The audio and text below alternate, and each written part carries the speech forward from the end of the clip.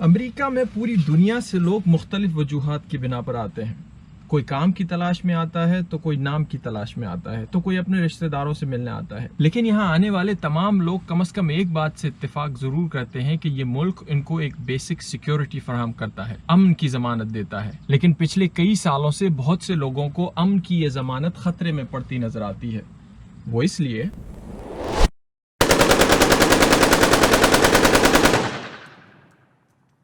یہ ان لوگوں کی تعداد ہے جو صرف اس سال یعنی 2019 میں گولی لگنے سے فوت ہوئے ہیں. ایک اندازے کے مطابق امریکہ میں آن ایوریج ہر روز ایک میس شوٹنگ کا واقعہ ہوتا ہے جس میں کم از کم 4 افراد یا اس سے زیادہ کو گولیاں لگتی ہیں. آپ نے حال ہی میں ریاست ٹیکسس میں ایک میس شوٹنگ کا واقعہ سنا ہوگا جس میں ایک شوٹر نے شاپنگ سینٹر میں داخل ہو کر تقریباً 20 لوگوں کو قتل کر دیا تھا. اس کے ٹھیک اگلے روز ریاست اوہایو میں ایک میس شوٹنگ میں کم از کم 10 افراد کو قتل کر دیا گیا تھا.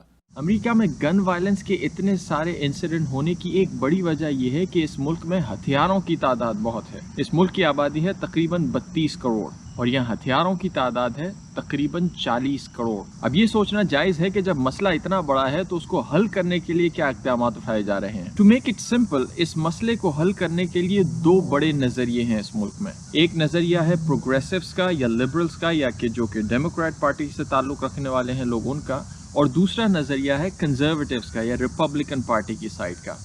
جو ڈیموکریٹس ہیں یا جو لبرل سائڈ کے لوگ ہیں ان کا یہ کہنا ہے کہ اس ملک میں ہتھیاروں تک رسائی کو کم کرنے کی ضرورت ہے، یعنی گن کنٹرول کی ضرورت ہے. یہ لوگ یورپ، آسٹریلیا اور نیوزی لینڈ کی مثال دیتے ہیں جہاں پر کافی سخت گن کنٹرول لاز ہیں. حال ہی میں جب نیوزی لینڈ میں ایک میس شوٹنگ کا واقعہ ہوا تھا جس میں 2 مساجد پر حملہ کر کے تقریباً 50 لوگوں کو قتل کر دیا گیا تھا، اس کے نتیجے میں وہاں پر فوراً ایکشن لے کر بہت سارے سیمی آٹومیٹک ویپنز کو بین کر دیا گیا تھا.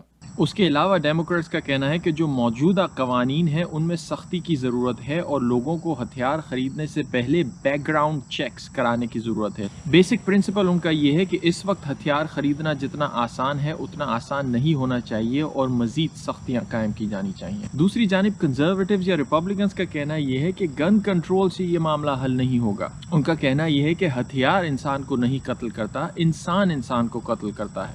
بیسیکلی ان کا کہنا یہ ہے کہ اگر ہتھیاروں کو ختم بھی کر دیا جائے تو اگر کسی انسان کو کسی دوسرے انسان کو نقصان پہنچانا ہے تو وہ کسی بھی چیز سے نقصان پہنچا سکتا ہے، مثلا چاقو سے، گاڑی سے یا کسی بھی اور ہتھیار سے. Mental illness and hatred pulls the trigger, not the gun. اور امریکہ میں گنز کی فیور میں ایک بہت بڑا آرگیومنٹ جو لٹرلی لوگ اپنی جیب میں لے کر گھومتے ہیں وہ ہے یہ امریکہ کا آئین ہے جس کی 2nd امینڈمنٹ امریکی شہریوں کو ہتھیار رکھنے کا قانونی حق دیتی ہے. 18ویں صدی کے آخر میں لکھی گئی اس ترمیم کا اصل مقصد تو یہ تھا کہ شاید امریکہ میں کبھی ایسا بھی موقع آئے گا کہ اس کے شہریوں کو ایک ملیشیا بنانی پڑے گی لڑنے کے لیے، جس کے تحت ان کو یہ قانونی حق ہونا چاہیے کہ ان کے پاس بھی ہتھیار ہوں. لیکن بہت سے لوگوں کا یہ کہنا ہے کہ آج 21ویں صدی میں جس قسم کے ہتھیار موجود ہیں اس میں تمام شہریوں کو اتنی آسانی سے ہتھیار رکھنے کی آزادی نہیں ہونی چاہیے. ٹو بی فیئر، یہ پہلی مرتبہ نہیں ہے کہ امریکہ کو اتنا بڑا چیلنج درپیش ہے. یہ ملک دونوں جنگیں عظیموں سے فاتح ہو کر نکلا ہے. تاریخ کے بدترین معاشی بحران کو پیچھے چھوڑ کر اس ملک نے ایک بہت بڑی اکانومی اسٹیبلش کی ہے اور مختلف سول لبرٹیز کی تحریکوں کو نئی بلندیوں تک پہنچایا ہے. اس لیے بہت سے لوگوں کا یہ خیال ہے کہ یہ مسئلہ بھی امریکہ اوور کم کر سکتا ہے اور امریکہ ہی نہیں کوئی بھی ملک اتنے بڑے چیلنج پر قابو پا سکتا ہے. شرط یہ ہے کہ اس مسئلے سے نمٹنے کے لیے پالیسی سے زیادہ کمٹمنٹ اور قومی ہم آہنگی کی ضرورت ہوتی ہے. That's it. See you next time.